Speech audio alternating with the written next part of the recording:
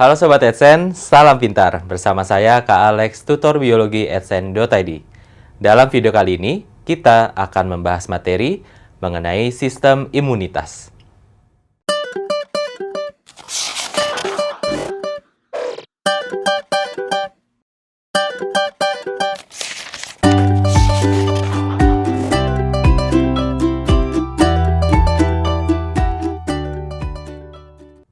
Sobat Edsen, akhirnya kita sampai pada bab terakhir untuk materi kelas 11 pada sistem tubuh, yaitu sistem imunitas. Nah, teman-teman, sistem imunitas ini merupakan sistem gabungan dari berbagai sistem tubuh. Misalnya, sistem sirkulasi, khususnya limfatik, dan sebagainya. Nah, teman-teman, kita sebagai manusia, walaupun kita nggak bisa ngelihat ada apa saja di udara, nah, sebenarnya, teman-teman, di sekitar kita itu ramai sekali. Tapi bukan ramai yang hal lain ya. Maksudnya, di udara sekitar kita, termasuk di permukaan kulit kita, sebenarnya itu ada banyak sekali mikroba atau mikroorganisme dan virus. Nah, berarti teman-teman, kita sebagai manusia atau makhluk hidup yang memiliki lubang depan yang kita sebut sebagai mulut dan lubang belakang yang kita sebut sebagai anus, pastinya akan rentan sekali terhadap pajanan atau paparan dari mikroorganisme patogen atau penyebab penyakit. Dan secara kehidupan sehari-hari, kita juga pasti bisa terpapar atau terpajan bahan kimia yang berbahaya. Nah, dengan demikian teman-teman, sistem imunitas itu akan menolong atau memberikan solusi bagi masalah tersebut. Nah, sistem imunitas itu juga disebut sebagai sistem kekebalan tubuh. Jadi, ini adalah upaya tubuh gitu ya, kebal terhadap penyakit atau gangguan, oke ya. Jadi, ini adalah sistem kekebalan tubuh. Nah, pada dasarnya untuk sistem imunitas di sini memiliki berbagai fungsi. Nah, pastinya jika kita membicarakan tentang fungsinya, nah, pastinya yang pertama itu adalah untuk melindungi tubuh dari patogen, ya kan ya? Atau yang tadi kita sebut sebagai penyebab penyakit. Nah, kalau teman-teman ingat, ya kan ya, materi-materi di kelas 10 atau tentang keanekaragaman, dari Monera, kemudian sampai dengan Animalia, ada saja yang dapat menyebabkan penyakit di manusia, ya kan ya. Misalkan bakteri, kemudian ada protozoa, ya kan ya, fungi atau menyebabkan jamuran, kemudian bisa juga Animalia seperti serangga-serangga kecil. Nah, jadinya teman-teman, karena di sekitar kita itu bisa dibilang berbahaya, ya kan ya, dan tubuh itu bisa rentan terhadap penyakit, ya kan ya, dan lubang depan dan lubang belakang kita bisa dibilang terbuka, gitu ya, kita saluran seperti ini. Nah, bisa dibilang, ya kan ya, sekitar kita itu membahayakan tubuh kita. Nah, tapi nggak masalah karena kita punya sistem imun, gitu ya, di mana dia fungsinya untuk melindungi tubuh dari patogen, gitu ya, dan tentu saja benda asing lainnya. Misalkan polutan, ya kan ya, yang tentu saja dapat mengganggu fungsi tubuh.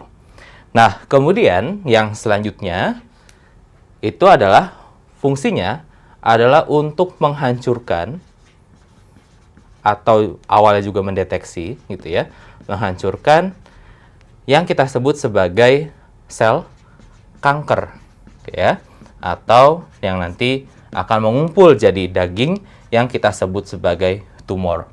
Nah, sel kanker, seperti yang sudah pernah disebutkan, adalah sel yang secara terus-menerus itu membelah. Dan tentu saja ini dapat membahayakan tubuh. Misalnya, bagaimana kalau ternyata ada gangguan di produksi darah, ya kan ya? Nah, kemudian dampaknya adalah sel darah putih itu diproduksi jumlahnya berlebihan. Nah, maka akan menyebabkan leukemia atau penyakit autoimun lainnya. Nah, jadi seperti itu. Nah, kanker itu bisa terjadi di bagian tubuh manapun, gitu ya.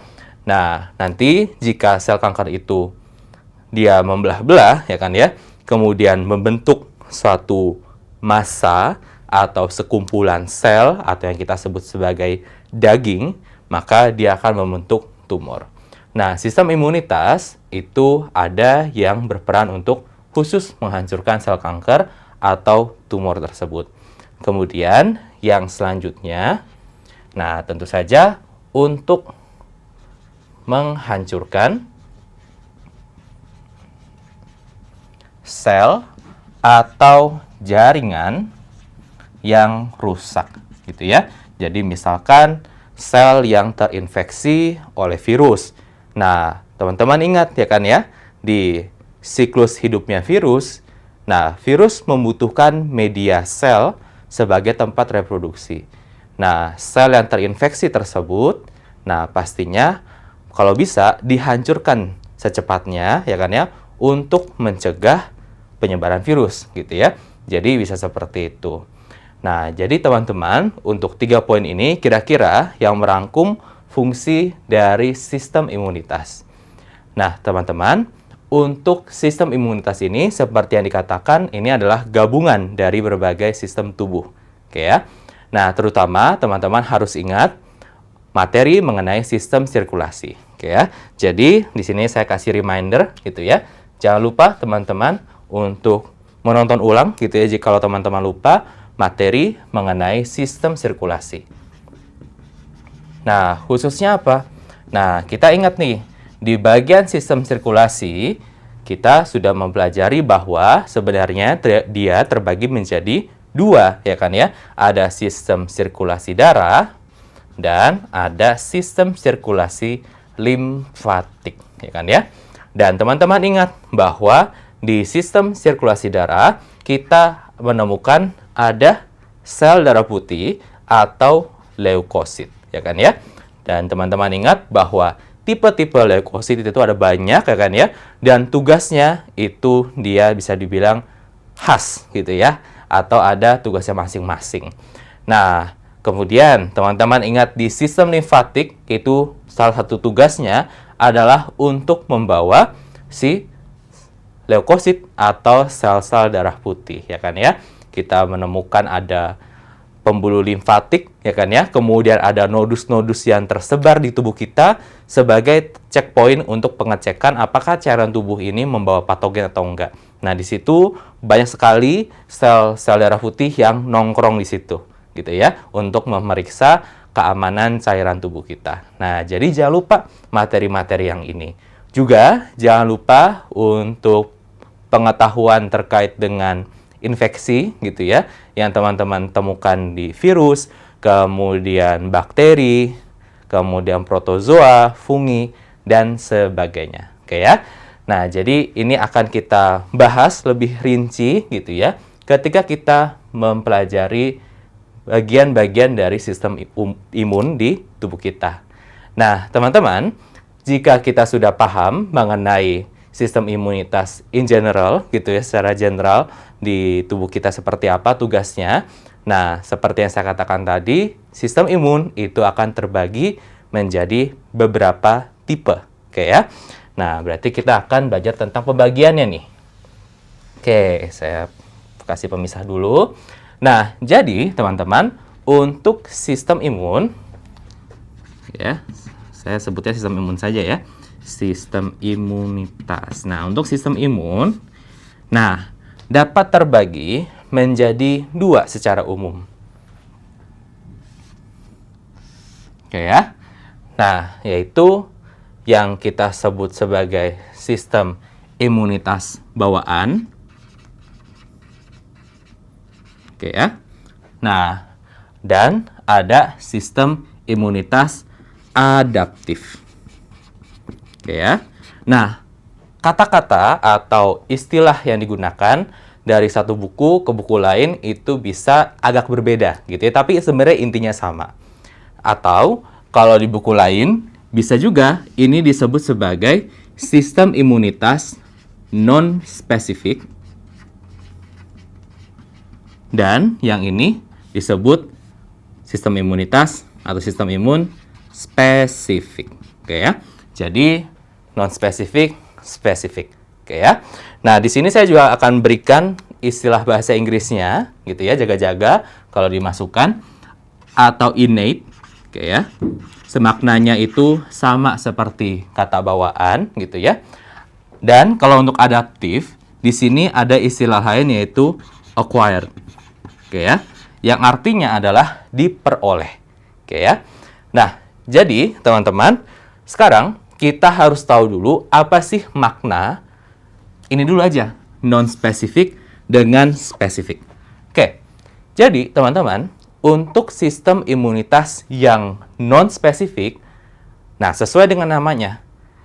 Jadi, untuk serangan yang dilakukan gitu ya, atau pertahanan tubuh yang dilakukan, itu nggak secara khusus memilah-milah tipe dari patogennya gitu ya. Jadi kalau dia bakteri gitu ya, virus-virus, ya bodo amat gitu ya. Dia mencurigakan, kita hadang gitu. Nah, itu adalah yang non-spesifik gitu ya. Contohnya apa, Kak? Gitu ya, biar kebayang. Misalkan kulit kita, ya kan ya. Kulit yang sehat dan nggak ada luka gitu ya, tentu saja akan melindungi tubuh bagian dalam dari paparan berbagai macam mikroorganisme yang berpotensi membahayakan tubuh, ya kan ya. Nggak peduli dia harus bakteri penyebab penyakit kek gitu ya, atau spesies tertentu kek. Pokoknya kulit itu akan memberikan pertahanan atau berperan sebagai benteng dari tubuh kita, ya kan ya.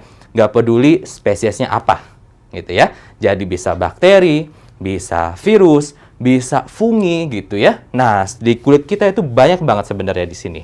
Gitu ya, banyak banget penghuninya. Oke ya. Nah, jadi yang tipe-tipe seperti itu disebut sebagai non-spesifik. Gitu ya. Jadi spesies atau tipe itu enggak jadi masalah. Oke ya. Nah, kemudian yang satu lagi ini kita sebutnya sistem imunitas spesifik. Sesuai sama namanya, berarti ini ada kriteria tertentu, gitu ya. Nah, misalkan saya, gitu ya, sebagai salah satu anggota dari sel darah putih, hanya bisa mengenali kode untuk bakteri penyebab TBC, gitu ya, atau Mycobacterium tuberculosis. Nah, maka saya hanya akan bisa kontak dengan si bakteri penyebab TBC. Kira-kira seperti itu, gitu ya. Jadi, itu sifatnya spesifik, gitu ya. Jadi, harus ada pengenalan terlebih dahulu, gitu. Jadi, makna non-spesifik dengan spesifik, teman-teman harusnya sudah paham dari kata-katanya saja, gitu ya. Jadi, nggak perlu definisi panjang-panjang yang formal, gitu ya. Teman-teman tinggal lihat dari katanya, oh, non-spesifik, berarti semua yang mencurigakan dihadang, gitu ya, atau diserang. Kalau misalkan spesifik, di sini perlu ada semacam sistem pengenalan terlebih dahulu. Oke ya. Nah, bagaimana kalau ternyata kita menggunakan istilah selain non-spesifik dengan spesifik? Nah, kalau non-spesifik dengan spesifik itu biasanya dipakai di mayoritas buku-buku teks di Indonesia. Nah, kita juga menemukan ada istilah bawaan dengan adaptif.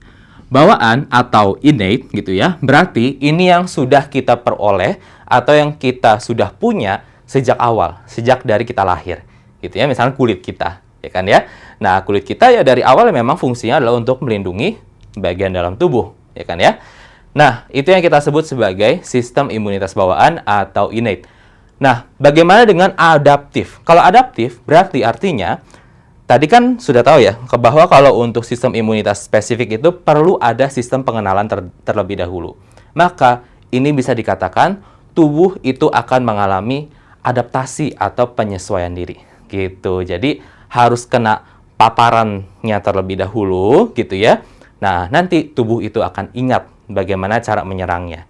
Nah, misalkan teman-teman pasti tahu ya, di kehidupan sehari-hari biasanya orang yang sudah pernah kena cacar itu cenderung nggak kena cacar lagi untuk kedua kalinya. Nah, karena tubuh sudah hafal gitu ya. Oh, kemarin itu kayak gini cara nyerangnya. Nah, itu adalah adaptif. Oke ya, dia belajar gitu.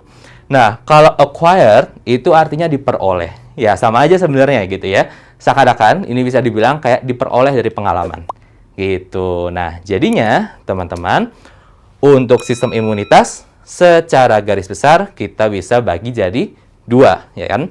Ada non-spesifik atau bawaan atau innate yang akan menghadang apapun gitu ya, yang mencurigakan.